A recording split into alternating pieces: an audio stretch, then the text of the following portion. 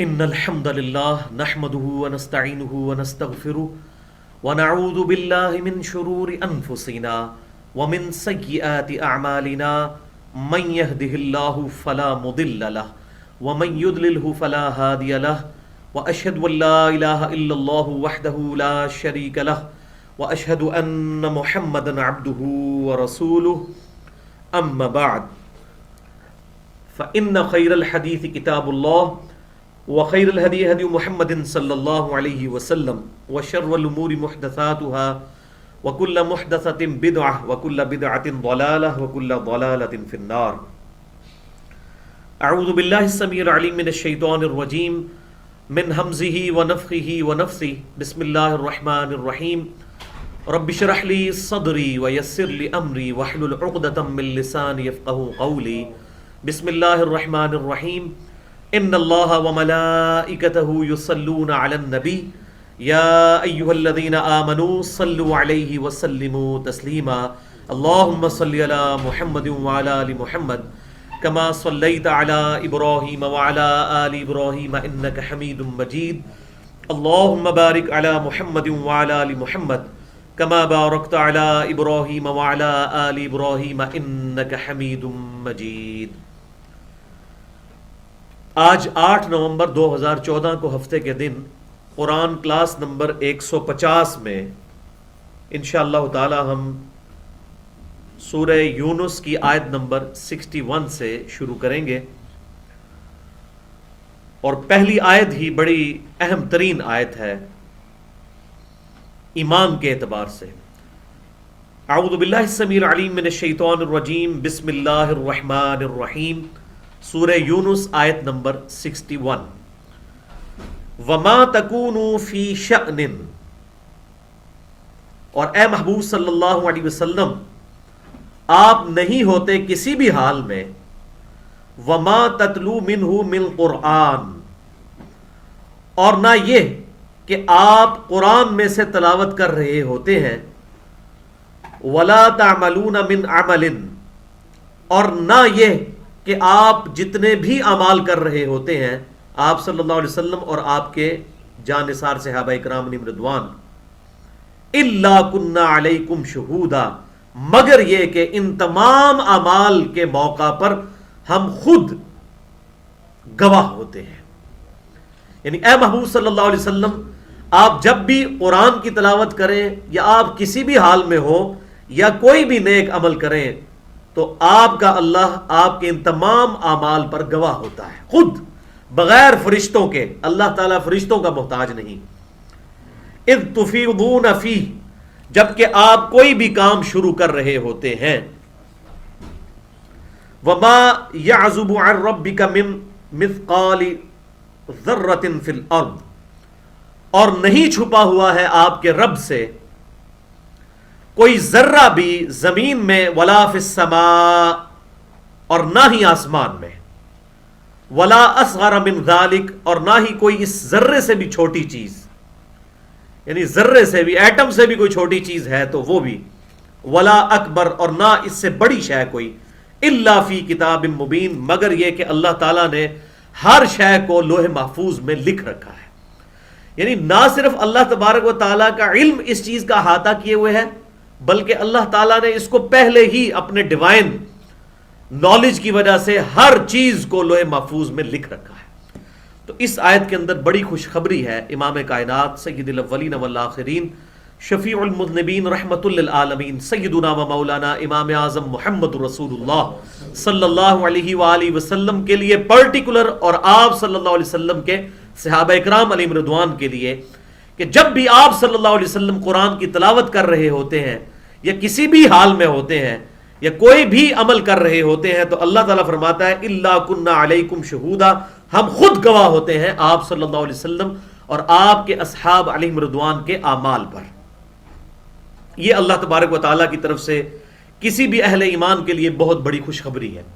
لہذا اس کانٹیکسٹ میں 3 احادیث بڑی اہم ہیں، میں یہاں پر بیان کر دیتا ہوں.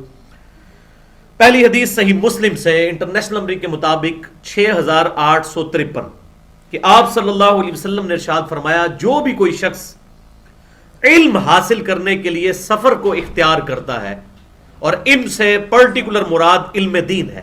علم حاصل کرنے کے لیے کسی سفر کو اختیار کرتا ہے تو اللہ تعالیٰ اس کے لیے جنت کا سفر آسان کر دیتا ہے. یعنی آپ لوگ بھی اتنی دور سے یہاں پر قرآن کلاس کے لیے آتے ہیں تو علم حاصل کرنے کے لیے, اور اس سے بہتر کوئی علم ہو ہی نہیں سکتا قرآن پاک سے بہتر. بخاری اور مسلم کی متفق علیہ حدیث ہے کہ تم میں سے سب سے بہتر شخص وہ ہے جو قرآن سیکھتا اور سکھاتا ہے. اب یہ سیکھنے اور سکھانے سے پرٹیکولر مراد ہا عین ثا ضاد اس قسم کی آوازیں نکالنا نہیں ہے, وہ تو عربیوں کو پہلے ہی آتی تھی. یعنی قرآن کا علم سیکھنا, ہمارے لیے دونوں چیزیں مراد ہوں گی, ہم نے تجوید بھی سیکھنی ہوگی اور اس قرآن کا فہم بھی سیکھنا ہوگا. تو سب سے بہتر وہ جو قرآن سیکھے اور سکھائے. اور یہاں صحیح مسلم 6853 نمبر حدیث میں آیا کہ جو بھی اللہ کی راہ میں سفر اختیار کرتا ہے علم حاصل کرنے کے لیے, اللہ تعالیٰ اس کے لیے جنت کا سفر آسان کر دیتا ہے. اور جو لوگ اللہ کے گھر میں اکٹھے ہوں, کس لیے؟ یتلون کتاب اللہ, اللہ کی کتاب کی تلاوت کرنے کے لیے. یعنی اجتماعی قرآن خوانی اگر کہیں پر کی جاتی ہے تو یہ بالکل صحیح مسلم کی حدیث سے ثابت ہے. یتلون کتاب اللہ, اللہ کی کتاب کو تلاوت کرنے کے لیے اگر کوئی لوگ پرٹیکولر اس نیت کے ساتھ جمع ہوتے ہیں, وَيَتَدَارَسُونَهُ بَيْنَهُمْ, اور اس قرآن کی درس و تدریس کرتے ہیں آپس میں بیٹھ کر, کوئی قرآن کا حلقہ لگاتے ہیں اور اس میں ایک دوسرے کو درس دیتے ہیں قرآن سے, قرآن کی جو احکامات ہیں اور قرآن پاک کی جو فکر ہے وہ لوگوں کو سکھاتے ہیں, اس کا فہم. تو جو تلاوت کرتے ہیں وہ الگ کر دیا ان کو, اور ساتھ وہ لوگ بھی جو اس کی درس و تدریس کرتے ہیں, اس کا فہم سیکھتے اور سکھاتے ہیں. تو آپ صلی اللہ علیہ وسلم نے پھر 4 باتیں ان کے لیے ارشاد فرمائی. نمبر 1 صحیح مسلم 6853, ان پر اللہ تعالیٰ کی طرف سے سکینت نازل ہوتی ہے, اللہ کی طرف سے سکون. الا بذکر اللہ تطمئن القلوب, سورۃ الرعد کی آیت نمبر 28 میں آیا, آگاہ ہو جاؤ اللہ کی یاد میں دلوں کا سکون ہے. اور اللہ کی سب سے بڑی یاد کیا ہے؟ قرآن.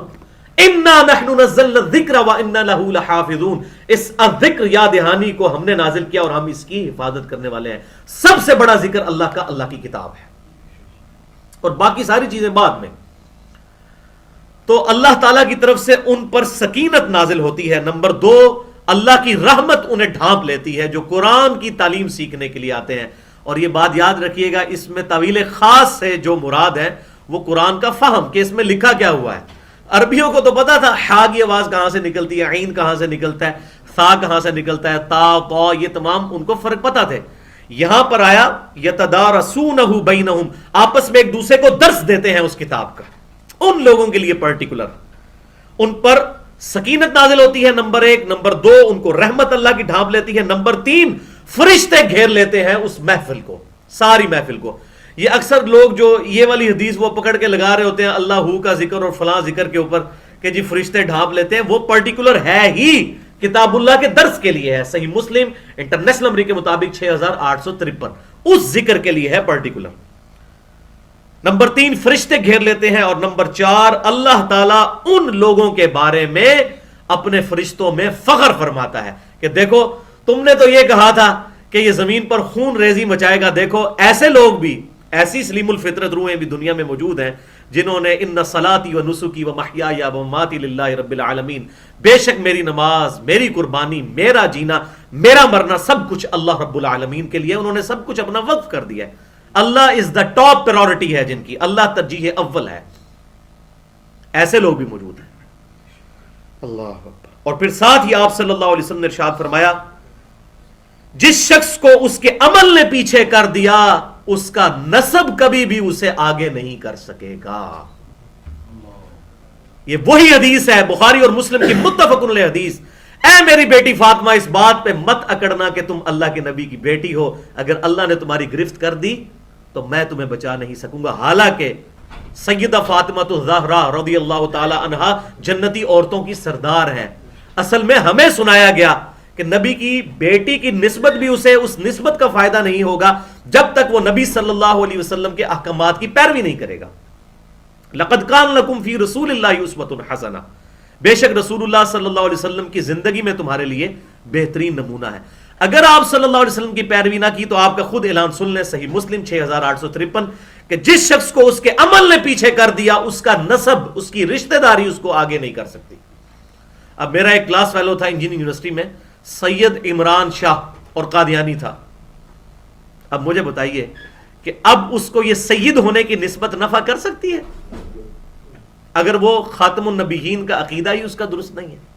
تو یہ وہ بات ہے کہ آپ صلی اللہ علیہ وسلم نے ارشاد فرمایا جس شخص کو اس کے عمل نے پیچھے کر دیا اس کی رشتہ داری اس کو آگے نہیں لے کے جا سکتی. اللہم لا مانع لما اعطیت ولا معطی لما منعت ولا ينفع ذا الجد منک الجد. اے اللہ جسے تو عطا کرے اس سے کوئی روک نہیں سکتا, اور جس سے تو روک لے اسے کوئی عطا نہیں کر سکتا, اور بڑے سے بڑے شخص کو اس کا عہدہ, اس کا نسب کوئی فائدہ پہنچانے والا نہیں تیرے حضور, جب تک اعمال درست نہیں ہوں گے. یہ جو دعا میں نے پڑھی یہ بخاری اور مسلم میں آپ صلی اللہ علیہ وسلم کی متفق علیہ حدیث ہے. آپ صلی اللہ علیہ وآلہ وسلم فرض نمازوں کے بعد یہ دعا پڑھا کرتے تھے. تو یہ زبردست حدیث ہے قرآن حکیم کا درس کرنے کے اعتبار سے, اس کی تلاوت کے لیے اکٹھا ہونے کے اعتبار سے, کہ پرٹیکولر جو ذکر کی محفلوں کے بارے میں فضیلت آئی کہ فرشتے ڈھانپ لیتے ہیں, اللہ کی طرف سے سکینت نازل ہوتی ہے, رحمت نازل ہوتی ہے, کتنی باتیں اس صحیح مسلم کی اس حدیث میں آئیں. لیکن کن لوگوں کے لیے؟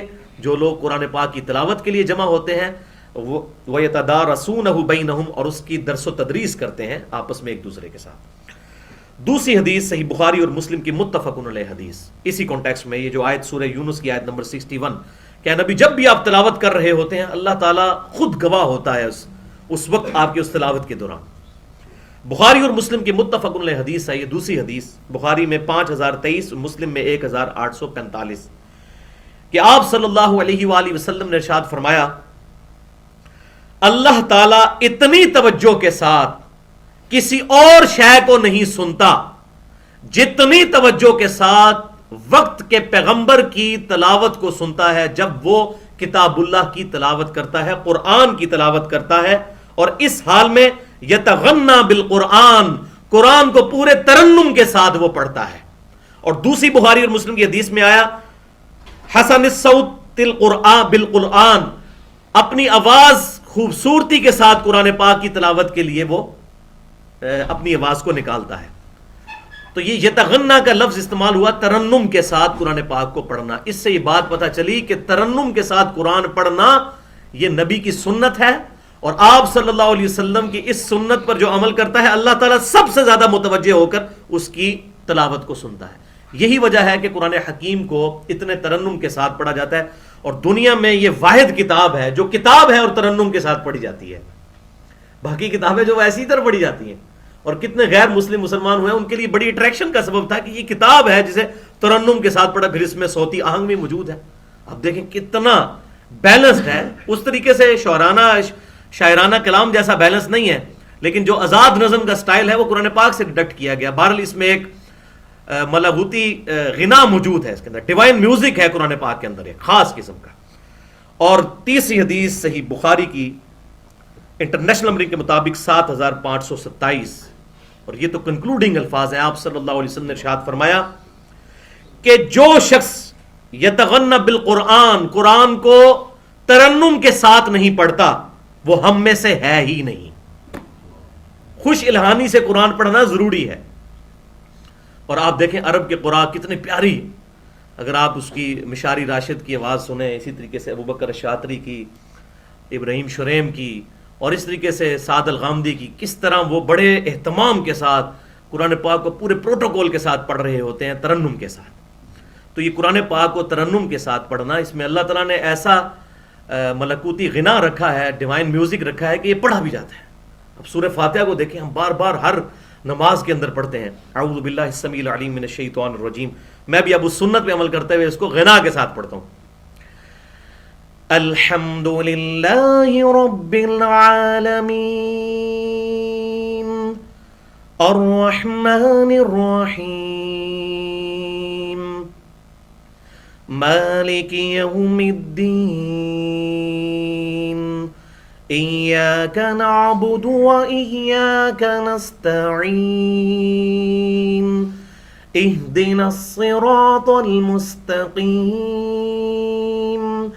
صراط الذین انعمت علیہم غیر المغضوب علیہم ولا الضالین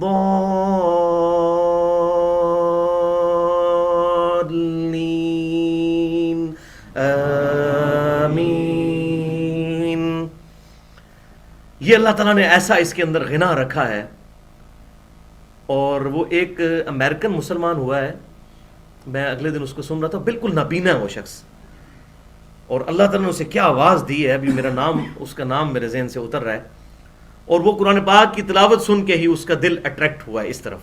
اور اب ماشاءاللہ وہ ایسا قرآن پڑھتا ہے کہ وہ, ہمیں تو ایڈوانٹیج ہے سب کانٹیننٹ کے لوگوں کو کہ ہم الفابیٹس کم از کم اردو زبان کے وہی حروف تہجی ہیں جو عربی کے ہیں.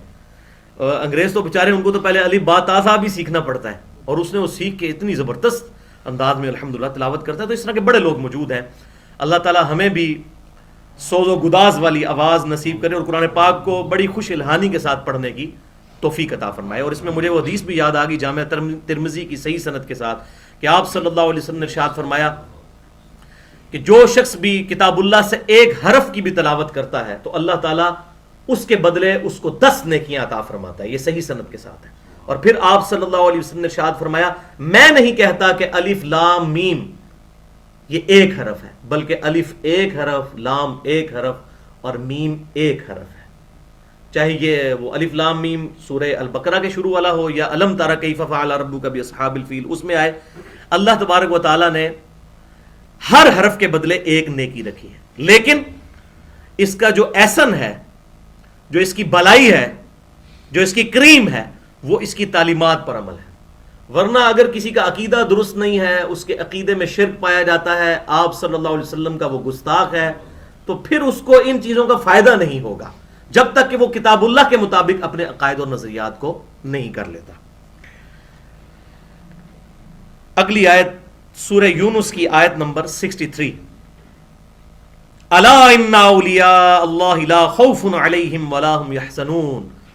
آگاہ ہو جاؤ, بے شک اللہ کے جو ولی ہیں ان کو تو نہ کوئی خوف ہوتا ہے اور نہ کوئی غم ہوتا ہے. لیکن ساتھ ہی ولی کی ڈیفینیشن بھی آ گئی.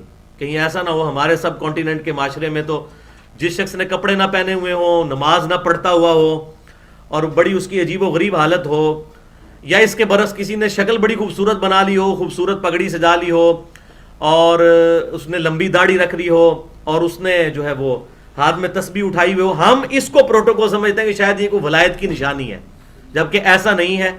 اللہ تعالیٰ نے ساتھ ہی ڈیفینیشن بتا دی ولایت کی, الذین آمنوا وکانوا یتقون. ولی وہ ہیں کہ جو ایمان لاتے ہیں جیسا کہ ایمان لانے کا حق ہے اور تقوی اختیار کرتے ہیں. گاڈ کانشیسنس ان کے اندر موجود ہوتی ہے. اگر خوف خدا موجود نہیں ہے تو انسان کیسے اللہ کا ولی ہو سکتا ہے؟ میں اب آپ سے ایک چھوٹا سا سوال کرتا ہوں, کیا کوئی اللہ کا ولی اپنی آخرت کے بارے میں اللہ سے بے خوف ہو سکتا ہے؟ قطعاً نہیں ہو سکتا. صرف 10 ہی بندے ہیں جن کو بائی نیم بشارت دی گئی ہے. جامعہ ترمذی کے اندر صحیح سند کے ساتھ حدیث موجود ہے, سنن نبی داؤد میں بھی موجود ہے کہ آپ صلی اللہ علیہ وسلم نے فرمایا ابو بکر فی الجنہ, عمر فی الجنہ, عثمان فی الجنہ, علی فی الجنہ, طلحہ فی الجنہ, زبیر فی الجنہ, عبد الرحمن بن عوف فی الجنہ, ابو عبیدہ ابن جرح فی الجنہ, سعید ابن زید فی الجنہ, اور سعد ابن ابی وقاص رضی اللہ عنہم اجمعین. یہ 10 بندوں کو آپ صلی اللہ علیہ وسلم نے جنت کی بشارت دی ایک مجلس کے اندر, اور ان میں تیسرے نمبر پر سیدنا عثمان ہے. اور جامعہ ترمذی کھول کے دیکھ لیں, صحیح سند کے ساتھ ہے کہ سیدنا عثمان غنی رضی اللہ تعالیٰ عنہ جب بھی قبرستان جایا کرتے تو اتنا روتے کہ ان کی داڑھی بھی آنسوؤں سے تر ہو جاتی. اور اصحاب کہتے کہ یہ آپ اس قدر گریہ وزاری کیوں کرتے ہیں؟ تو انہوں نے کہا کہ آخرت کی منزلوں میں پہلی منزل قبر ہے. جس کی یہ منزل آسان ہوئی اس کی اگلی منزلیں آسان ہوں گی, تو مجھے ڈر لگتا ہے اپنی قبر کے معاملے میں. یہ وہ شخص ہے جسے جنت کی بشارت ملی ہے. حضرت عثمان سے بڑھ کر مرتبہ ہو سکتا ہے کسی کا؟ اب ذرا اپنے دل پر ہاتھ رکھ کے یہ بتائیے, کیا شیخ عبد القادر جیلانی رحمۃ اللہ علیہ اتنی جرت کر سکتے ہیں وہ یہ بات کریں کہ میں اس وقت تک جنت میں نہیں جاؤں گا جب تک اپنے سارے مرید نہ جنت میں لے جاؤں؟ اور بھائی شیخ عبد القادر جیلانی یہ بھی نہیں کہہ سکتے کہ مجھے گارنٹی ہے کہ میں جنت میں جاؤں گا. ہم اس نے ظن رکھتے ہیں ان کے بارے میں کہ اللہ تعالیٰ ان کو جنت میں بھیجے گا, لیکن وہ 10 بندے ہیں جن کو گارنٹی ملی ہے. اور ان کے بیاف پہ لوگ کہتے ہیں جو قادری سلسلے میں داخل ہو گئے تو آپ جنت میں جائیں گے. خدا کے لیے بھائی یہ آپ کو کس نے بات بتا دی؟ شیخ عبد القادر جیلانی رحمۃ اللہ علیہ کے جو اشعار ملتے ہیں عربی کے، ان میں ایک شعر یہ ہے کہ لوگ مجھے آ کر کہتے ہیں کہ عبد القادر عید کا چاند نظر آ گیا، عبد القادر کی عید کا دن تو وہ ہوگا جب وہ اپنا ایمان بچا کر قبر تک پہنچنے میں کامیاب ہو جائے. اللہ کا ولی کبھی متکبر نہیں ہو سکتا، پراؤڈ ہی نہیں ہو سکتا کہ وہ کہے کہ میں اپنے مرید جنت میں لے جاؤں گا. وہ کون یہ کہہ سکتا ہے؟ ایک شخص ہے جسے قیامت کے دن کا امن ہے. بخاری اور مسلم کی متفقن علیہ درجنوں احادیث ہیں کہ جب سب انبیاء کرام علیہ السلام سے لوگ ہو کر آپ صلی اللہ علیہ وسلم تک پہنچنے والے ہوں گے تو آخر میں سیدنا عیسیٰ علیہ السلام کے پاس پہنچیں گے. وہ کہیں گے آج مجھے بھی اپنی جان کی فکر ہے. تمام انبیاء کہیں گے ہمیں اپنی جان کی فکر ہے. آج صرف ایک شخص ہے جس کے ہاتھ پر شفاعت کا دروازہ کھلے گا، تم محمد رسول اللہ صلی اللہ علیہ وسلم کے پاس چلے جاؤ. آج صرف وہ امن میں ہے. تو بھائی وہاں تو نبی بھی کہہ رہے ہیں نفسا نفسی. بخاری اور مسلم اٹھا کے دیکھیں، حضرت آدم کہیں گے نفسی نفسی، مجھے آج اپنے نفس کی فکر ہے. حضرت نوح علیہ السلام، ابراہیم علیہ السلام. تو وہاں شیخ عبد القادر جیلانی جیسے اربوں لوگ بھی ہوں، ایک ابراہیم کے برابر نہیں ہو سکتے. تو یہ لوگ بےچارے کہاں پر، ان کی کیا ورتھ ہے ان کے مقابلے میں؟ کروڑوں معین الدین چشتی جمع ہو جائیں، ایک عیسیٰ علیہ السلام کے برابر نہیں ہو سکتے. خربوں فرید الدین گنجے شکر جمع ہو جائیں، ایک نوح علیہ السلام کے برابر نہیں ہو سکتے. تو ان کو شرم نہیں آتی یہ بات کرتے ہوئے کہ انبیاء کے بارے میں کہہ رہے ہیں؟ حدیث ہے بخاری مسلم کی، وہ کہیں گے نفسی نفسی، رسول اللہ صلی اللہ علیہ وسلم کے پاس جاؤ. تو پھر آپ لوگوں کے بابوں کے پاس بھیج دیتے ہیں نا وہ نبی. سب جھوٹ ہے. اسی لیے کہتے ہیں قرآن حدیث ڈائریکٹ نہ پڑھنا، گمراہ ہو جاؤ گے. کیونکہ قرآن حدیث میں بالکل واضح جو چیزیں لکھی ہیں وہ تو آپ کے سامنے. اللہ اکبر کبیرہ. تو ولی وہ ہیں جو ایمان لاتے ہیں جیسا ایمان لانے کا حق ہے، اور اللہ کا تقوی اختیار کرتے ہیں، ڈرتے رہتے ہیں ہر وقت اللہ تعالیٰ سے کہ کہیں ہم سے نافرمانی سرزد نہ ہو جائے اللہ کی. نہ یہ کہ وہ اتنے کانفیڈنٹ ہوتے ہیں کہ اسی تو بھی جنت ہی لے کے جانا ہے. نہ بھائی، کوئی نہیں کر سکتا.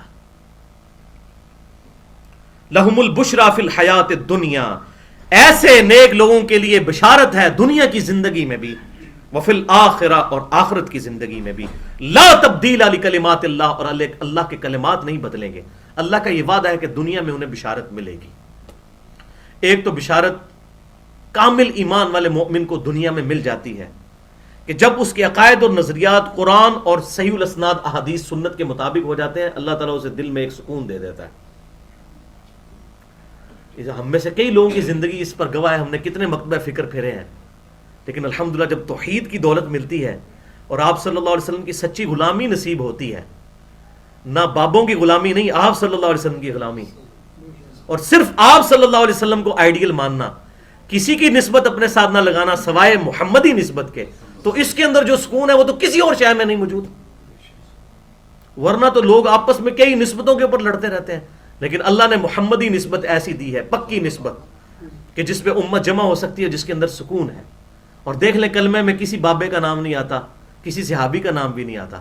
لا الہ الا اللہ محمد رسول اللہ، اشہد ان لا الہ الا اللہ واشہد ان محمدا عبدہ ورسولہ، اشہد ان لا الہ الا اللہ وحدہ لا شریک لہ واشہد ان محمدا عبدہ ورسولہ. یہاں وہی کوئی انٹر نہیں ہو سکتا. اور اس کے اندر سکون ہے، توحید کے اندر سکون ہے، آپ صلی اللہ علیہ وسلم کی سچی محبت کے اندر سکون ہے. لیکن محبت یہ ہے کہ پھر آپ صلی اللہ علیہ وسلم کے مقابلے پر کسی بزرگ کا، کسی امام کا کوئی قول نہیں مانا جائے گا، تب سچی محبت ہوگی. ورنہ لاکھ کوئی عشق رسول کے دعوے کرے، محبت رسول کے، وہ دعوے فضول ہیں اگر واقعی پریکٹیکلی وہ نظر نہیں آتا.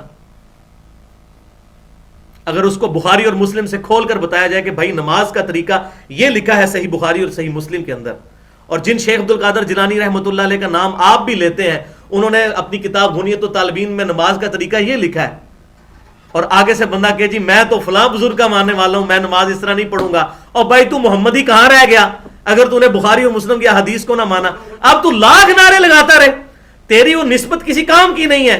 کیوں؟ کہ تو آپ صلی اللہ علیہ وسلم کے ساتھ اپنی نسبت ہی صحیح طریقے سے جوڑ نہیں سکا. وَلِعَوْذُ بِاللَّهِ تعالیٰ. تو اللہ تعالیٰ فرماتا ہے دنیا کی زندگی میں بھی بشارت اور آخرت میں بھی بشارت. اور دنیا میں موت کے وقت بھی فرشتے آتے ہیں اور پورا استقبال کے ساتھ، پروٹوکول کے ساتھ لے کر جاتے ہیں. مسند احمد میں بڑی لمبی حدیث موجود ہے، جب مومن کی وفات کا وقت قریب آتا ہے تو کس طرح فرشتے اس کے پاس آتے ہیں. تکلیف مومن کو بھی ہوتی ہے نزع کے عالم کی، لیکن وہ جب خوشخبری دیکھ رہا ہوتا ہے اپنے سامنے تو وہ ساری تکلیف بھول جاتا ہے. جیسے دنیا میں بھی جس شخص نے بڑی محنت کر کے راتوں کو جاگ کے بڑی محنت کے ساتھ پیپروں کی تیاری کی ہوتی ہے، جب وہ رزلٹ میں اس کو یہ پتا چلتا ہے کہ اس کی پوزیشن آ گئی ہے تو وہ اپنی ساری تکلیفیں بھول جاتا ہے. اس طریقے سے تکلیف ہوتی ہے موت کے وقت، لیکن جب اللہ تعالیٰ کی طرف سے بشارت ہوتی ہے اور موت کے نزع کے عالم میں انسان کو فرشتے نظر آئیں جو اس کو بشارت پروٹوکول کے ساتھ کہیں یا ایتھا النفس المطمئنہ ارجعی الی ربک راضیۃ مرضیہ فادخلی فی عبادی وادخلی جنتی، اے اطمینان والی جان اپنے رب کی طرف لوٹ اس حال میں کہ تیرا رب تجھ سے راضی، تو اپنے رب سے راضی، آ میرے خاص بندوں میں داخل ہو، میری جنت میں آ جا. تو اس وقت انسان کو تکلیف تو بھول جاتی ہے. اللہ ذالک هو الفوز العظیم، یہ ہے سب سے بڑی کامیابی، یہی ہے کامیابی بڑی کہ انسان کو اللہ تعالیٰ دنیا میں اور آخرت میں بشارت دے دے. وَلَا يَحْزُنْكَ قَوْلُهُمْ، اور اے محبوب صلی اللہ علیہ وسلم آپ کو یہ جو کافر باتیں کرتے ہیں یہ باتیں آپ کو غم زدہ نہ کر دیں، آپ غم نہ اٹھائیے گا ان چیزوں کا. یہ کافر ایمان کیوں نہیں لے کر آتے؟ ان العزت للہ جمیعا، بے شک ساری عزت اللہ کے پاس ہے. اگر یہ بظاہر آپ صلی اللہ علیہ وسلم کا ٹھٹا اور مذاق کرتے ہیں اور بظاہر لوگ یہ سمجھتے ہیں کہ آپ کی بے عزتی ہو رہی ہے، تو نہیں، آنے والا وقت تو آپ کا ہے. ورفعنا لک ذکرک، اے محبوب صلی اللہ علیہ وسلم ہم نے تیرے لیے تیرا ذکر بلند کر دیا.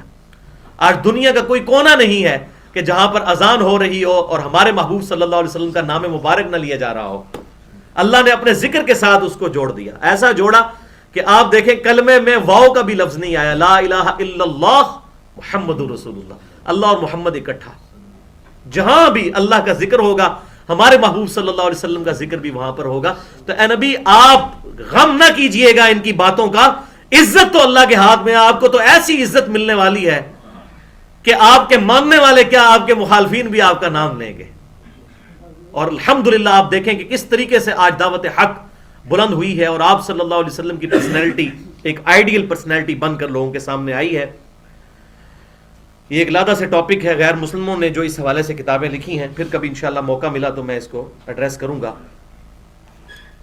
هو السمیع العلیم، اور وہی ہے سننے والا اور علم والا. اللہ تعالیٰ یہ ساری چیزیں سن رہا ہے، اس کے علم میں ہے. اس میں دھمکی پوشیدہ ہے کہ آپ نے غم نہیں کرنا. اللہ تبارک و تعالیٰ آپ صلی اللہ علیہ وسلم کو اور آپ کے چاہنے والوں کو عزت دے گا اور انہی کو ذلیل و خوار کرے گا. آج بلال حبشی کو تو سارے جانتے ہیں، صحیح بخاری میں حدیث ہے، سیدنا عمر کہا کرتے تھے ابو بکر ہمارے سید اور سردار ہیں جنہوں نے ہمارے سیدنا بلال کو آزاد کروایا. سیدنا عمر کہتے تھے سیدنا بلال. ایک حبشی شخص، حبشی کتنا خوبصورت ہوگا، رنگ تو اس کا سیاہ ہی ہوگا، ہونٹ تو اس کے موٹے ہی ہوں گے، ناک تو اس کا موٹا ہی ہوگا، لیکن آج ہم ان کا نام لیتے ہیں، ہمارے دل میں کیسی محبت کے جذبات ان کے لیے ابھرتے ہیں. سیدنا بلال رضی اللہ عنہ. تو آپ صلی اللہ علیہ وسلم اور آپ صلی اللہ علیہ وسلم کے چاہنے والے آج دنیا میں ان کی عزت ہے، اور آپ صلی اللہ علیہ وسلم کے مخالفین آج ابو جہل کا نام کوئی احترام کے ساتھ نہیں لیتا، عبداللہ ابن ابی کا نام کوئی احترام کے ساتھ نہیں لیتا. لیکن ان لوگوں کے نام جنہوں نے آپ صلی اللہ علیہ وسلم کے ساتھ جانثاری کی، اللہ تعالیٰ نے آپ صلی اللہ علیہ وسلم کو ایسے خیر کثیر عطا فرمائی. انا اعطیناک الکوثر، ہر شے کی کثرت عطا فرما دی. الحمدللہ. الا ان للہ من فی السماوات ومن فی الارض، آگاہ ہو جاؤ بے شک اللہ ہی کا ہے جو کچھ آسمانوں میں ہے اور جو کچھ زمین میں. اللہ تعالیٰ جس کے لیے چاہے دل مولڈ کر دے کسی کے. اب یہ اندازہ کیجئے کہ یہ اس وقت صورت نازل ہو رہی ہے کہ صرف 125 بندے مسلمان ہوئے. ابھی کسی نے سوچا نہیں کہ یار 13 سال کی محنت ہے، تن من دھن لگا کر صرف 125 بندے مسلمان ہوئے ہیں. ابھی ہجرت مدینہ سے پہلے یہ صورت نازل ہوئی ہے. اس وقت کسی نے سوچا تھا کہ آنے والا وقت ایسا وقت مسلمانوں پہ آنے لگا ہے کہ آندہ 10 اور 15 سال کے اندر پوری دنیا مسلمانوں کے قبضے میں ہوگی اور مسلمان دنیا کی ایسی سپر پاور بنیں گے کہ ان کا غلبہ پھر 1000 سال تک نیچے نہیں آئے گا. اس وقت کسی نے سوچا تھا 125 بندوں کے ساتھ آپ کیا کر سکتے ہیں؟ وہ تو پھر اللہ تبارک و تعالیٰ کی طرف سے ایسا معاملہ ہوا کہ اللہ تعالیٰ نے آپ صلی اللہ علیہ وسلم کو ہجرت مدینہ کے بعد قتال کی برکت سے اس طریقے سے جو ہے وہ کامیابی عطا فرمائی کہ دنیا دیکھ رہی ہے. الحمدللہ. تو اللہ ہی کی ملکیت ہے جو کچھ آسمانوں میں ہے، جو کچھ زمین میں ہے. وما يتبع الذين يدعون من دون الله شركاء، اور کس کی پیروی کر رہے ہیں یہ لوگ جو کہ پکارتے ہیں اللہ کے علاوہ اور ہستیوں کو. یہ کس کی پیروی کر رہے ہیں؟ نہیں پیروی کر رہے کسی کی بھی، مگر ان يتبعون الا الظن، یہ تو پیروی نہیں کر رہے ہیں، اتباع نہیں کر رہے ہیں مگر اپنے گمان کی. وَإِنْ هُمْ إِلَّا يَخْرُصُونَ، اور یہ تو نہیں ہے مگر اٹکل پچو چلانے والے. یعنی اللہ تعالیٰ کے مقابلے پر یہ جو ہستیاں انہوں نے بنا لی ہیں، لات، منات، عزا، یہ بت جن کو یہ اپنا مشکل کشا اور حاجت روا سمجھتے ہیں، یہ تو تھیوریٹیکل باتوں پر چل رہے ہیں، زن کی پیروی کر رہے ہیں. ان کے آباء و اجداد نے ان کو یہ تعلیمات دی، یہ اسی کے پیچھے چل رہے ہیں. هُوَ الَّذِي جَعَلَ لَكُمُ اللَّيْلَ لِتَسْكُنُوا فِيهِ، جبکہ اللہ ہے وہ کہ جس نے بنایا رات کو اس قابل کہ تم اس میں سکون حاصل کرو. وَالنَّهَارَ مُبْصِرًا، اور دن کو روشن بنایا. رات آرام کے لیے بنائی اور دن کو اللہ تبارک و تعالیٰ نے روشن بنایا، اور ایسا چراغ روشن کر دیا ہے یہ سورج. آپ حیران ہو کہ پوری دنیا کے اندر جہاں کہیں بھی یہ جو گاڑیوں کے مکینک ہیں، آپ دیکھیں گاڑی کے نیچے گھسے ہوتے ہیں دن کے وقت اور انہیں کوئی بلب نہیں آن کیا ہوتا. سورج کی ایسی روشنی ہے کہ وہ ریفلیکٹڈ لائٹ بھی ہر جگہ پہنچ رہی ہوتی ہے، لیکن اگر وہی کام ان کو رات کے وقت کرنا پڑ جائے تو کتنے بلب روشن کرنے پڑے. تو اللہ تعالیٰ نے یہ دن کو ایسا معاملہ، یہ تو ایک میں اسپیکٹ سے بات کر رہا ہوں. دوسرا اسپیکٹ دیکھیں، اسی سورج کی روشنی سے فوٹو سنتھسس، ضیائی تالیف کے ذریعے پودے اپنی خوراک تیار کرتے ہیں، اور اس سے پورا نظام چل رہا ہے. آج گندم اگر ختم ہو جائے، سورج نہ رہے تو گندم ختم ہو جائے گی، اور اس کے علاوہ جتنا سبزہ ہے جس کو جانور کھاتے ہیں، جانور بھی دنیا سے ختم ہو جائیں گے. یہ پورے کے پورے معاملات جو ہیں اللہ تبارک و تعالیٰ نے جو سبب بنایا ہے اس کے لیے، اس سورج کو بنایا ہے. تو اب کوئی بے وقوف ہی ہوگا جو سورج کو مشکل کشا سمجھ کر اس کو پکارنا شروع کر دے. پکاریں گے اللہ ہی کو. بارش نہیں ہوگی اللہ سے مانگیں گے، مشکل اور مصیبت آئے گی تو اللہ سے مانگیں گے، ورنہ تو سب سے بڑا مشکل کشا سورج ہے. لیکن نہیں، ہمیں بھی پتہ ہے کہ سارے کے سارے معاملات اللہ تعالیٰ چلا رہا ہے الحمدللہ. تو اللہ تعالیٰ فرما رہے ہیں یہ جن ہستیوں کو پکارتے ہیں یہ تو اپنے بس محض تخمینے لگا رہے ہیں، اس کے پیچھے کوئی دلیل ان کے پاس موجود نہیں ہے. اور وہی اللہ ہے جس نے رات کو سکون کے لیے بنایا اور دن کو روشن بنایا. آج بھی سائنٹسٹ کہتے ہیں جناب، یہ تو بڑا سائنٹیفک جملہ ہے جو سائنٹسٹ بولتے ہیں کہ انسان کم کھانے سے نہیں مرتا لیکن کم سونے سے مر جاتا ہے، جلدی مر جاتا ہے. اور جو رات کی 1 گھنٹے کی نیند ہے وہ دن کو آپ 5 گھنٹے بھی سو جائیں تو اس کا ایکویلنٹ نہیں ہو سکتا. ایون اگر آپ ایک ٹائم زون سے دوسرے ٹائم زون میں داخل ہو جائیں، جس طرح بھی یہ ہوائی جہاز کے سفر کی وجہ سے لوگ چند گھنٹوں میں ٹائم زون تبدیل کر لیتے ہیں، تو کتنے دن ان کے وہ ساری ٹائمنگ آؤٹ ہو جاتی ہے، کہتے ہیں نیند نہیں آ رہی، سر درد. بیسیکلی وہ ٹائم زون چینج ہو جاتا ہے. کیا ہوتا ہے کہ وہ دن کے وقت ان کے رات کا ٹائم آیا ہوتا ہے، ان کی جو گھڑی کلاک سیٹ ہوئی ہوتی ہے، بایو کلاک اسے کہا جاتا ہے، وہ اس اعتبار سے کوئی بندہ اگر انگلینڈ سے ہے تو اس کے اعتبار سے اب سیٹ ہے، اب وہ جتنے گھنٹوں کا فرق ہے اس کو تھوڑا ٹائم لگے گا ایڈجسٹ ہوتے ہوئے. تو رات کو اللہ تعالیٰ نے سکون کے لیے بنایا اور دن کو اللہ تعالیٰ نے کاموں کے لیے. ان فی ذلک لآیات لقوم یسمعون، بے شک ان میں ہیں نشانیاں ان لوگوں کے لیے جو بات کو سن لیتے ہیں. اب اس پہ میں اگر بولوں نا تو 1 گھنٹہ چاہیے صرف کہ بات سننا کتنا اہم ہے، کیونکہ گمراہی کی سب سے بڑی وجہ یہ ہے کہ لوگ بات سننے نہیں دیتے. کافر کیا کہتے تھے؟ وقال الذین کفروا لا تسمعوا لهذا القرآن، اور کافر کہتے ہیں قرآن کو مت سنا کرو جب یہ قرآن تلاوت کیا جا رہا ہوتا ہے. اب ظاہر ہے وہاں سننے والے بھی عربی تھے، پڑھنے والے بھی عربی، تو سمجھ آتی تھی.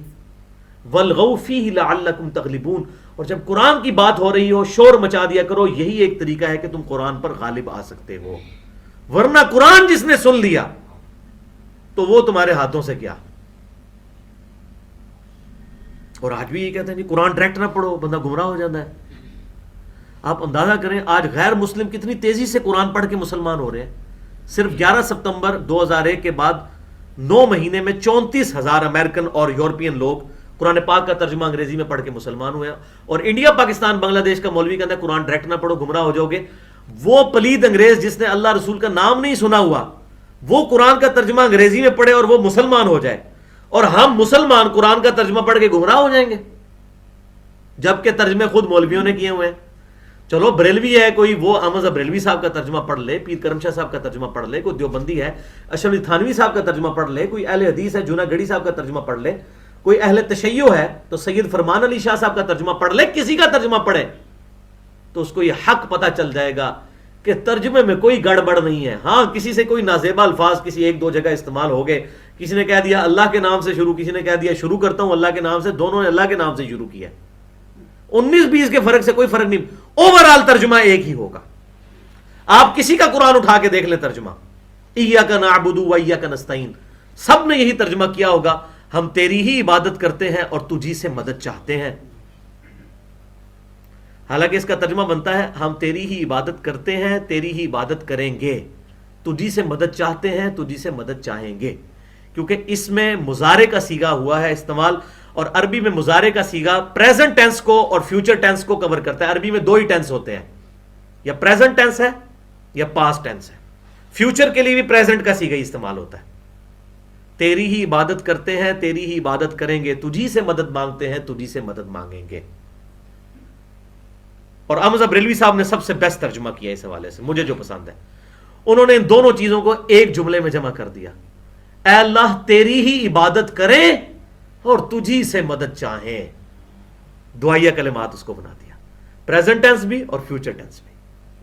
اب مجھے بتائیں جو انگریز یہ پڑھ لے گا اے اللہ تیری ہی عبادت کریں اور تجھی سے مدد چاہیں، پوری دنیا کے مسلمان مل کے اس کو یا علی مدد منوا سکتے؟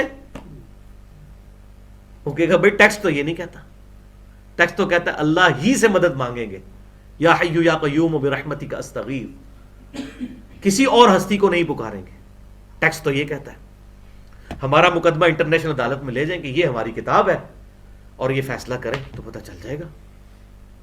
تو یہ بات ہے جو وہ کہتے ہیں نا مولوی قرآن و حدیث ڈائریکٹ نہ پڑھنا گمراہ ہو جاؤ گے، اس کی وجہ یہ کہ ان کے نظریات سے ٹکراتی ہیں وہ باتیں، اس لیے پھر وہ ایسی باتیں کرتے ہیں. تو اللہ تعالیٰ فرماتا ہے کہ بے شک نشانی ان کے لیے ہے جو بات کو سن لیتے ہیں، جو سنتا نہیں ہے اس کے لیے ہدایت نہیں ہے. اور اللہ تعالیٰ نے واضح سورۃ الانعام کے اندر ارشاد فرمایا، سورہ الملک کے اندر، کہ جب دوزخی دوزخ میں جائیں گے تو وہ اپنے جرم کا کیا اعتراف کریں گے؟ وَقَالُوا لَوْ كُنَّا نَسْمَعُ وَنَعْقِلُ مَا كُنَّا فِي أَصْحَابِ السَّعِيرِ، اگر ہم دنیا میں اپنی عقل استعمال کر لیتے اور بات کو سن لیتے تو آج ہم دوزخ میں نہ ہوتے.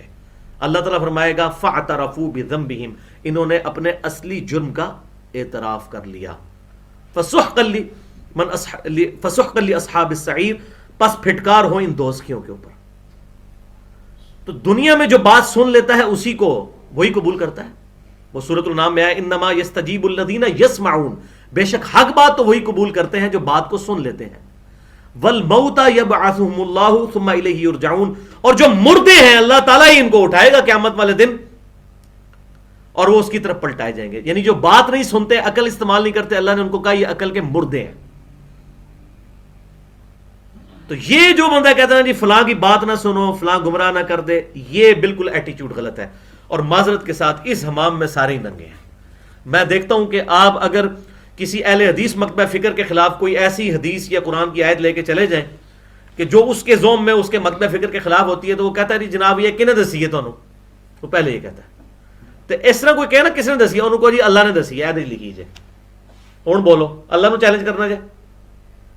اگر کسی نے بتا دی تو اس سے کوئی فرق نہیں پڑتا. وہ صحیح بخاری میں حدیث ہے انٹرنیشنل نمبر کے مطابق 2311 کتاب الوکالہ چیپٹر میں کہ آیت الکرسی کا وظیفہ شیطان نے بتایا تھا انسانی شکل میں آ کے حضرت ابو ہریرہ کو، اور حضور صلی اللہ علیہ وسلم نے کہا کہ وہ ہے تو جھوٹا تھا، جو تیرے پاس ہے وہ شیطان تھا انسانی شکل میں، لیکن بات اس کی سچی ہے. یعنی شیطان بھی اگر سچی بات کرے تو اس کی تصدیق کرے. تو یہ کیوں کہتے ہیں جناب کس نے دسی ہے؟ زیادہ سے زیادہ شیطان ہی بتا سکتا ہے نا، کوئی شیطان نے دسی ہے لیکن لکھی قرآن ہی چاہے. That's all. اسی طریقے سے آپ کسی دیوبندی یا بریلوی کے پاس لے جائیں کہ بھائی آپ کی یہ جو بخاری کا ترجمہ آپ کے علماء نے کیا، ذرا نماز کا طریقہ تو کھول کے اس میں پڑھیں، تو وہ پڑھتے پھرتے کو نہیں، کہتے کنہیں دسیا جائے، اس چکر میں پڑھ جاتے ہیں. اسی طریقے سے شیعہ کا بھی یہی حال ہے. ان کے پاس کوئی ایسی بات لے کے چلے جائیں، ان کو تو خاص طور پہ بتایا گیا جی یہ تو صرف علماء کا کام ہے قرآن کو پڑھنا، عوام کا تو کام ہی نہیں ہے، عوام تو اس کو ہاتھ ہی نہیں لگا سکتی. اگر بھائی یہ ہاتھ نہیں لگا سکتی تو یہ کتاب نازل کس لیے ہوئی ہے؟ اگر صحابہ کرام علیہم رضوان، یہ تو بعد میں صحابی بنے، پہلے وہ کیا تھے؟ کھلی گمراہی میں. اللہ تعالیٰ نے فرمایا لقد من اللہ علی المؤمنین اذ بعث فیہم رسولا، بے شک اللہ تعالیٰ کا احسان ہے کہ اللہ تعالیٰ نے انہی میں سے ان میں ایک رسول بھیجا، من انفسہم یتلو علیہم آیاتہ ویزکیہم ویعلمہم الکتاب والحکمہ وان کانوا من قبل لفی ضلال مبین. یہ نبی صلی اللہ علیہ وسلم قرآن پاک کی آیات ان پر تلاوت کرتے ہیں، ان کا تزکیہ کرتے ہیں اور ان کو کتاب و حکمت کی تعلیم دیتے ہیں، اور اس سے پہلے تو یہ کھلی گمراہی میں تھے. کون؟ صحابہ قرآن سے پہلے کھلی گمراہی میں تھے. اس قرآن کی وجہ سے انہیں ہدایت ملی، اور ہم استغفر اللہ واتوب الیہ قرآن آنے کے بعد بھی کھلی گمراہی میں ہیں، کیونکہ ہمارا مولوی نہیں ہمیں قرآن پڑھنے نہیں دیتا. اور جہاں پر بھی درس قرآن کی بات ہو فوراً کان کھڑے ہو جاتے ہیں، اچھا یہ پتہ نہیں کیا کرنے لگے. بولے اعوذ باللہ تعالی. اللہ تعالیٰ ان کو ہدایت دے. مجھے حدیث یاد آ گئی کہ آپ صلی اللہ علیہ وسلم نے ارشاد فرمایا تھا حجۃ الوداع کے موقع پر، المستدرک للحاکم میں صحیح سند کے ساتھ حدیث موجود ہے، انٹرنیشنل نمبرنگ کے مطابق 318 نمبر کے، آپ صلی اللہ علیہ وسلم نے ارشاد فرمایا کہ میں اپنے بعد تم میں دو ایسی چیزیں چھوڑ کر جا رہا ہوں جن کو مضبوطی سے پکڑ لو گے تو کبھی گمراہ نہیں ہوگے. ایک اللہ کی کتاب اور دوسرے اس کے رسول صلی اللہ علیہ وسلم کی سنت ہے. ان کو پکڑ لینا. آپ نے یہ بھی نہیں کہا کہ ابو بکر صدیق کو پکڑ لینا، کہہ سکتے تھے ابو بکر کو پکڑ لینا، عمر کو پکڑ لینا، عثمان کو پکڑ لینا، مولا علی کو پکڑ لینا. نہیں فرمایا، کیونکہ آپ کو پتا تھا کہ ان کو بھی پکڑ کے کیا کریں گے، انہوں نے بھی دنیا سے چلے جانا ہے. قیامت تک جو چیز باقی رہنی ہے وہ کتاب اللہ اور آپ صلی اللہ علیہ وسلم کی سنت مبارکہ ہے جو دنیا میں رہنی ہے. اس لیے آپ صلی اللہ علیہ وسلم نے امت کو وحی کے حوالے کیا ہے، کسی شخصیت کے حوالے نہیں کیا. اور ہم شخصیات کے اندر بٹ گئے ہوئے ہیں. اور مجھے تو بڑا دکھ ہوتا ہے جب ہم مسجدوں کے باہر اس طرح کی پریزنٹیشن دیکھتے ہیں کہ شخصیات کے اوپر لوگوں نے تقسیم کی ہوئی ہوتی ہے، اور پھر نسبت در نسبت بنائی جاتے ہیں. دیوبند حنفی فلاں، بریلوی حنفی فلاں، اہل حدیث فلاں فلاں فلاں. کس طرف امت کو ہم لے کے جا رہے ہیں؟ کیا صحابہ کرام حنفی تھے؟ کیا صحابہ کرام علیہم رضوان بریلوی دیوبندی یا اہل حدیث کہلاتے تھے اپنے آپ کو؟ وہ بھائی یہ تو انڈیا کے دو شہر ہیں، دیوبند اور بریلی. 1867 سے پہلے دنیا میں کوئی مسلمان اپنے آپ کو دیوبندی نہیں کہتا تھا. مدرسہ 1867 میں بنا. منظر الاسلام بریلی کا مدرسہ حمزہ بریلوی صاحب نے 1896 میں بنایا. اس سے پہلے دنیا میں کوئی بریلوی مسلمان نہیں تھا. تو پہلے 1300 سال کے مسلمان کیا تھے؟ مسلمان سادہ. ہمیں اسی پر فخر محسوس کرنا چاہیے، لیکن مولوی یہ کام نہیں کرنے دیتا. اگلی آیت، قالوا اتخذ اللہ ولدا، اور یہ کہتے ہیں کہ اللہ تعالیٰ نے اولاد رکھ لی ہے، بیٹا جنا ہے اللہ نے. سبحانہ، پاک ہے اللہ، هو الغنی، وہ تو غنی ہے. یہ بڑی پوائنٹ کی بات ہے. اولاد کی ضرورت اسے ہوتی ہے جسے یہ ہو کہ میں نے مر جانا ہے اور میرا نام آگے کوئی روشن کرے گا، اسی لیے ہوتا ہے نا. تو اللہ تعالیٰ فرما رہا ہے کہ اللہ تو غنی ہے، بے پرواہ، اس کو تو موت آنی نہیں ہے. یہ محتاج تو تم لوگ ہو. محتاج بندوں کی ریکوائرمنٹ ہوتی ہے کہ ان کی اولاد ہو. اللہ تعالیٰ سب لوگ مر جائیں گے. کل من علیہا فان، جتنا کچھ بھی ہے اس کائنات میں سب کو فنا ہے، صرف تیرے رب کے چہرے کو باقی رہنا ہے. تو اللہ تبارک و تعالیٰ تو پاک ہے اس عیب سے کہ اسے اپنی اولاد کی ضرورت ہو. تمہیں ضرورت ہوتی ہے اپنا نام زندہ رکھنے کے لیے. اللہ تعالیٰ کو اولاد کی حاجت نہیں ہے. اللہ تعالیٰ هو الغنی، وہ تو غنی ہے، اس کو تو اولاد کی ضرورت ہی نہیں ہے. اللہ اکبر. لہو ما فی السماوات وما فی الارض، اسی کی ملکیت ہے جو کچھ آسمانوں میں ہے اور جو کچھ زمین میں. ان عندکم من سلطان بہذا، کیا تمہارے پاس ان بےہودہ باتوں کی کوئی دلیل ہے جو یہ کہتے ہو کہ اللہ کا بیٹا ہے کوئی؟ اور کرسچنز تو اس معاملے میں اتنا آگے چلے گئے، انہوں نے کہا بیگوٹن سن آف گاڈ، یہ اللہ کا صلبی بیٹا ہے، عیسیٰ ابن مریم، معاذ اللہ، استغفر اللہ. تو اللہ تعالیٰ کا پھر اس پہ جو عتاب آیا ہے، میرا وہ پورا مسئلہ نمبر 90 سن لیں. لقد کفر الذین قالوا ان اللہ هو المسیح ابن مریم، بے شک وہ لوگ کفر کر رہے ہیں جو کہہ رہے ہیں کہ عیسیٰ علیہ السلام ہی اللہ ہے. وقال المسیح، جبکہ مسیح تو خود کہا کرتے تھے یا بنی اسرائیل، اے اسرائیل کی اولاد، اے حضرت یعقوب علیہ السلام کی اولاد، اعبدوا اللہ ربی وربکم، اس رب کی عبادت کرو جو میرا بھی رب ہے اور تمہارا بھی رب ہے. انہ من یشرک باللہ فقد حرم اللہ علیہ الجنہ وَمَأْوَاهُ النَّارُ وَمَا لِلظَّالِمِينَ مِنْ أَنصَارٍ، بے شک جو کوئی اللہ کے ساتھ شرک کرے گا اللہ تعالیٰ نے اس پر جنت حرام کر دی ہے، اس کا ٹھکانہ ہے دوزخ، اور وہاں اس کا کوئی بھی مددگار نہیں ہوگا، وَلِعَاذُ بِاللَّهِ تَعَالَى۔ اور اس کا کلائمیکس میں کہتا ہوں، یہ اتنی سخت آیت مبارکہ ہے، لَقَدْ كَفَرَ الَّذِينَ قَالُوا إِنَّ اللَّهَ هُوَ الْمَسِيحُ ابْنُ مَرْيَمَ، بے شک وہ کافر ہیں جو کہہ رہے ہیں کہ مسیح علیہ السلام ہی اللہ ہے۔ سورہ مائدہ کی آیت نمبر 17 ہے۔ قُلْ فَمَنْ يَمْلِكُ مِنَ اللَّهِ شَيْئًا، اے نبی ان سے فرماؤ اللہ کا کوئی کیا بگاڑ لے گا، ان اراد ان يهلك المسيح ابن مریم وامه ومن في الارض جميعا، کہ اگر اللہ تعالی ہلاک کر دے عیسیٰ بن مریم کو، اس کی ماں کو، اور زمین میں سب کو فنا کر کے رکھ دے، اللہ کو کوئی کیا بگاڑ سکتا ہے؟ اللہ اکبر۔ وَلِلَّهِ مُلْكُ السَّمَاوَاتِ وَالْأَرْضِ، اور زمین و آسمان کی بادشاہت اللہ کے لیے ہے، وَمَا بَيْنَهُمَا، جو کچھ اس کے درمیان ہے اس کے لیے ہے، يَخْلُقُ مَا يَشَاءُ، وہ جو چاہتا ہے پیدا کرتا ہے۔ عیسیٰ ایک پیدائش کی ہوئی مخلوق ہے اس کی، دیٹس آل، وجیہن فی الدنیا والآخرہ، اللہ کے حضور عزت والے ہیں، لیکن ہے مخلوق ہیں، اللہ نہیں ہے، نہ اللہ کے بیٹے ہیں۔ واللہ علی کل شیء قدیر، اور اللہ تعالیٰ ہر چیز پر قادر ہے۔ اب اس آیت کے اندر کیا معاذ اللہ حضرت عیسیٰ کی اللہ نے توہین کر دی ہے؟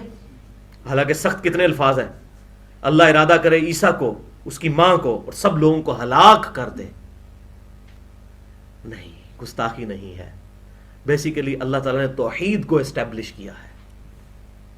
اسی طریقے سے جب ہم یہ کہتے ہیں کہ آپ صلی اللہ علیہ وسلم کی زبان مبارک سے یہ کہلوایا گیا قرآن پاک میں، قل انما انا بشر مثلکم، اے نبی فرما دو کہ انسان ہونے میں میں بھی تمہاری طرح ہوں، میں رب نہیں ہوں، میں انسان ہوں، مرتبے کی بات نہیں ہو رہی، انسان ہونے کے اعتبار سے۔ تو یہ حضور صلی اللہ علیہ وسلم کی توہین نہیں ہے، بلکہ بیسیکلی رد کیا گیا ہے۔ جس طرح تم سے اگلی قوموں نے عیسیٰ علیہ السلام کے معجزات کو دیکھ کے انہیں رب مان لیا، کہیں ایسا نہ ہو کہ تم میرے معجزات کو دیکھ کے میرے بارے میں بھی ڈیوینٹی کلیم کر دو، تو میرے بارے میں ڈیوینٹی کلیم نہ کرنا، میں بھی انسان ہوں، ہاں باقی مرتبہ انسانیت کو ناز ہے ان پر۔ بخاری اور مسلم کی درجنوں احادیث فی البدی، مجھے یاد ہے کہ آپ صلی اللہ علیہ وسلم اپنی پیٹھ مبارک کے پیچھے بھی دیکھ لیتے تھے، ہم تو سامنے بھی صحیح نہیں دیکھ سکتے، یہ آپ کا معجزہ تھا۔ آپ کی آنکھیں ضرور تھیں، ہماری طرح کی نہیں تھیں۔ بخاری اور مسلم کی متفق علیہ حدیث ہے، آپ صلی اللہ علیہ وسلم نے نماز کسوف میں ہاتھ اوپر بلند کیا اور پھر نیچے کیا۔ اصحاب نے بعد میں پوچھا، آپ نے فرمایا میں نے جنت دیکھ لی 7 آسمانوں کے اوپر، اور میں نے ارادہ کیا کہ یہ میں انگور کا گوشہ توڑ لوں، پھر میں نے ترک کر دیا کہ اللہ تعالیٰ نے ان نعمتوں پہ پردہ رکھا ہے، اس کو پردے میں رہنے دیا جائے، ورنہ تو یہ اتر جاتی تو قیامت تک کھاتے رہتے، جنت کو فنا تو نہیں ہے۔ اسی طریقے سے بخاری اور مسلم کی متفق علیہ حدیث ہے، آپ صلی اللہ علیہ وسلم کے پسینے مبارک سے خوشبو آتی تھی اور صحابہ کرام اسے عطر کے طور پر استعمال کرتے تھے۔ تو آپ صلی اللہ علیہ وسلم کے مرتبے کی بات نہیں ہو رہی، آپ صلی اللہ علیہ وسلم کی سپیشیز وہی ہے، انسان۔ سورہ بنی اسرائیل میں آیا کہ اگر زمین پر فرشتے آباد ہوتے تو ہم فرشتوں کو پیغمبر بنا کر بھیجتے، زمین پر انسان آباد ہے، انسانوں میں سے پیغمبر بنایا، اور آپ صلی اللہ علیہ وسلم کی سب سے بڑی خوبی جو ہے وہ انسان ہونا ہے۔ کیوں؟ مٹی اور انسان نور سے افضل ہے۔ نور نے تو سجدہ کیا ہوا ہے مٹی کو، تمام فرشتوں نے سجدہ کیا نا، تو آپ صلی اللہ علیہ وسلم کا افضل البشر ہونا، لقد خلقنا الانسان فی احسن تقویم، انسان کو اللہ نے کہا میں نے سب سے بہترین مخلوق، جو میری کریشن کا کلائمیکس ہے وہ انسان ہے، اور پھر اس کریشن میں کلائمیکس امام کائنات سید الاولین والآخرین شفیع المذنبین رحمت للعالمین سیدنا و مولانا امام اعظم محمد رسول اللہ صلی اللہ علیہ وسلم کی مبارک ذات ہے، الحمدللہ۔ تو اللہ تعالیٰ فرما رہا ہے یہ جو تم اللہ کے بارے میں یہ کلیم کرتے ہو کہ یہ اللہ نے کوئی بیٹا جنا یا اس طریقے سے ایسے معاملات کیے، وَلِعَوْذُ بِاللَّهِ تعالیٰ۔ اور یہاں پر یہ بھی یاد رکھیں کسی درجے میں ہماری امت کے اندر بھی یہ خرابی آئی، میں نے اس کو ایڈریس کیا ہے مسئلہ نمبر 41 کے نام سے، نور من نور اللہ وحدت الوجود اور علم الکلام سے متعلق 1 گھنٹے کی بڑی ٹیکنیکل اور علمی گفتگو ہے کہ اگر کوئی نور من نور اللہ سے مراد یہ لیتا ہے کہ اللہ کی طرف سے آیا ہوا نور، من کا مطلب ہوتا ہے سے، نور فی نور اللہ نہیں، نور من نور اللہ، قد جاءکم من اللہ نور و کتاب مبین، اللہ کی طرف سے ایک نور آیا تمہارے پاس اور ایک کتاب آئی۔ اور امام طبری جنہوں نے سب سے پہلی قرآن کی تفسیر لکھی پہلے 300 سال کے مسلمانوں میں، ابن جریر الطبری المتوفی 310 ہجری، انہوں نے اسی سورۃ المائدہ کی آیت کے تحت کہا کہ اس نور سے مراد آپ صلی اللہ علیہ وسلم کی مبارک ذات ہے، اور یہ کتاب جو ہے اس سے مراد یہ کتاب اللہ ہے۔ تو آپ صلی اللہ علیہ وسلم نور ہدایت ہے، قرآن میں آیا یا ایھا النبی انا ارسلناک شاہدا ومبشرا ونذیرا وداعیا الی اللہ باذنہ وسراجا منیرا، اے نبی آپ ایسے سورج ہیں جو دوسروں کو بھی چمکا دیتا ہے. تو آپ صلی اللہ علیہ وسلم نور ہدایت ہیں، اللہ کی طرف سے آئے ہوئے نور ہیں. آپ صلی اللہ علیہ وسلم کی روحانیت نور پر مبنی ہے. لیکن اگر کوئی معاذ اللہ استغفر اللہ اس سے مراد لیتا ہے کہ اللہ تعالیٰ نے اپنے اندر سے کسی کو جنا ہے ولیعوذ باللہ، تو لم یلد ولم یولد ولم یکن لہ کفوا احد، نہ اللہ نے کسی کو جنا، نہ اللہ میں سے کوئی جنا گیا، نہ خود اللہ کسی سے جنا گیا، اور اس کا ہم پلہ کوئی نہیں ہے. لہٰذا یہ نور من نور اللہ کا اگر عقیدہ ہوگا تو اس سے مراد صرف یہ ہوگا اللہ کی طرف سے آیا ہوا نور، اللہ میں سے نکلا ہوا نور نہیں. ولیعوذ باللہ یہ صراحتاً کفر اور شرکیہ عقیدہ ہے. اور یہی کرسچنز کے اندر بھی آیا کہ انہوں نے روح من، قرآن میں آیا نا عیسیٰ علیہ السلام روح من ہے، یہاں بھی نور من نور اللہ، بالکل ٹھیک ہے، روح من ہو. حضرت عیسیٰ علیہ السلام اللہ کی طرف سے ہے روح. ٹھیک ہے، تو یہ اس اعتبار سے میں نے اس میں بڑی ٹیکنیکل ڈسکشن کی، آج میں اس ڈیٹیل میں نہیں جاتا. تو اللہ تعالیٰ فرماتا ہے تم اپنی کوئی دلیل پیش کرو، یہ جو تم عقائد اڈاپٹ کیے ہوئے ہو. اتقولون علی اللہ ما لا تعلمون، کیا تم اللہ تعالیٰ پر ایسے بہتان لگاتے ہو جن کا علم تمہیں خود بھی نہیں ہے، بغیر علم کے ہی. اور یہ ساڈا تو یہی عقیدہ ہے، یہ وہی چیز ہے. قل ان الذین یفترون علی اللہ الکذب، اے نبی فرما دیجئے بے شک وہ لوگ جو اللہ پر جھوٹ باندھتے ہیں، جھوٹی بات اللہ کے بارے میں کر دیں، لا یفلحون وہ کبھی بھی کامیاب نہیں ہوں گے. اللہ پر جھوٹ چھوڑ دیں. بخاری اور مسلم کی متفق الحدیث ہے، اور صحیح مسلم کی پہلی حدیث مولا علی رضی اللہ تعالیٰ عنہ سے یہی ہے کہ جس شخص نے میری طرف جھوٹی بات منسوب کی وہ اپنا مقام دوزخ میں دیکھ لے. آپ صلی اللہ علیہ وسلم نے ارشاد فرمایا چہ جائے کہ اللہ تعالیٰ کے بارے میں متاع فی الدنیا، بس یہ دنیا کی زندگی کا چند دن کا لطف اندوز ہونا ہے، یہ دنیا میں زندگی برت لو. ثم الینا مرجعہم، پھر اے منکرو تمہیں لوٹ کر ہماری ہی طرف آنا ہے. ثم نذیقہم العذاب الشدید بما کانوا یکفرون، پھر ہم تمہیں چکھائیں گے اس شدید عذاب کا مزہ کہ جو تم دنیا میں ہماری ناشکری کرتے تھے، ہمارا انکار کیا کرتے تھے. کفر کی اپروپریٹ ٹرانسلیشن ہے انکار کرنا، چاہے کوئی اپنے عمل میں کرے چاہے عقیدے میں کرے. جیسا کہ سنن ابی داؤد میں حدیث موجود ہے من ترک الصلاۃ متعمدا فقد کفر، جس نے جان بوجھ کر نماز کو ترک کیا گویا کہ اس نے کفر کیا. عقیدے میں مسلمان ہے لیکن عملاً کافر ہے. صحیح مسلم میں کتاب الایمان میں یہ حدیث موجود ہے، اسلام، بندے کے اسلام اور کفر اور شرک اور اسلام کے درمیان جو فرق ہے وہ نماز ہے. عملاً وہ کافر ہے جو نماز نہیں پڑھتا، عقیدے میں وہ ایک بس تاندہ سا بنڈا ہوا ہے مسلمان کا، ہم اس کے بس کلمے کا احترام کرتے ہیں، ادروائز تو یقین کریں عملاً تو وہ کافر ہے، وہ اسی کیٹیگری میں فال کرے گا. اب جناب آیت نمبر 71 سے حضرت نوح علیہ السلام کا ذکر شروع ہو رہا ہے. آپ دیکھیں قرآن پاک میں اللہ تعالیٰ نے نا بوریت نہیں رکھی ہوئی، کبھی کوئی ایک خاص ٹاپک ڈسکس ہوتا ہے پھر اچانک واقعات شروع ہو جاتے ہیں، پورا رخ بدل دیا جاتا ہے. یہی وجہ ہے کہ قرآن پاک کی جو یہ صورتیں ہیں یہ اللہ کے ڈیوائن اوریجنز ہیں، خطبات ہیں. اور خطبے میں آپ کو پتا ہے کہ صرف ایک ٹاپک نہیں ہوتا، مرکزی ٹاپک ایک ہوتا ہے لیکن اسی سے ریلیٹڈ باتیں کی جاتی ہیں، مثالیں بیان کی جاتی ہیں، کوئی واقعات سنائے جاتے ہیں، کوئی کمپیریزن کروایا جاتا ہے، کبھی ادھر کی بات کبھی ادھر کی بات، اور پھر اس کو کنکلوڈ کیا جاتا ہے تاکہ بوریت نہ ہو. اور آپ دیکھیں قرآن پاک میں اسی لیے عام آدمی جو ہے پریشان ہو جاتا ہے قرآن میں ربط کیوں نہیں ہے. ربط ہوتا ہے، بڑا پرفیکٹ ربط ہوتا ہے، لیکن قرآن پاک پھر چھوٹے چھوٹے ٹکڑوں میں وہ مضامین میں بٹا ہوا ہے جن کو یہ رکوع کی جو تقسیم کی ہے بعد میں جس نے بھی کی ہے بہت امپورٹنٹ کام کیا ہے. اس حوالے سے آپ صلی اللہ علیہ وسلم نے نہیں کی ہے یہ، نہ صحابہ نے، یہ بعد میں ہوئی ہے، لیکن وہ کسی نے یہ بڑی امپورٹنٹ ڈسکوری کی کہ قرآن پاک میں جو صورتیں ہیں پھر ان کے اندر بھی سب ٹاپکس موجود ہیں. اس اعتبار سے پھر وہ رکوع بنائے گئے اور اس پہ پھر لوگوں نے بڑی محنت کی ہے، بہت محنت کی ہے.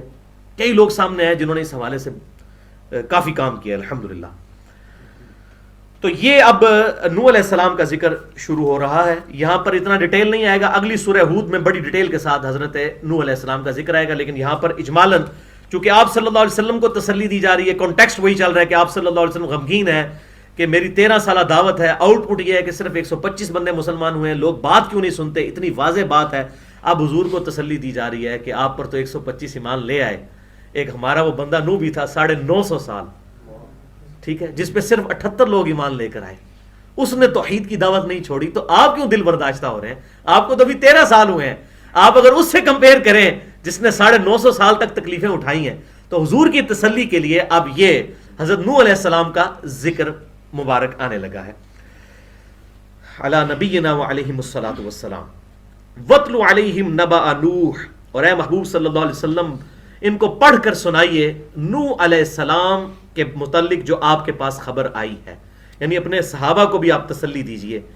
اذ قال لقومہ، جب کہ انہوں نے اپنی قوم سے کہا، یا قوم، اے میری قوم، ان کان کبر علیکم مقامی، اگر میرا قیام کرنا تمہیں گراں گزرتا ہے.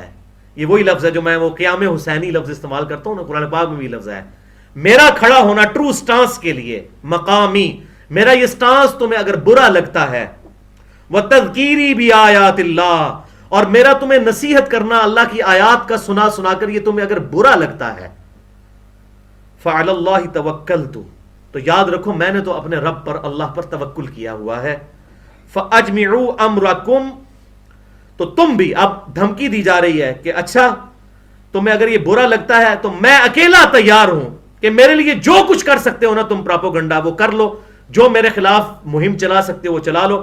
فاجمعوا امرکم وشرکاءکم، تو تم بھی کوئی متفقہ فیصلہ کر لو اور اپنے سارے دوستوں ساتھیوں کو بلا لو.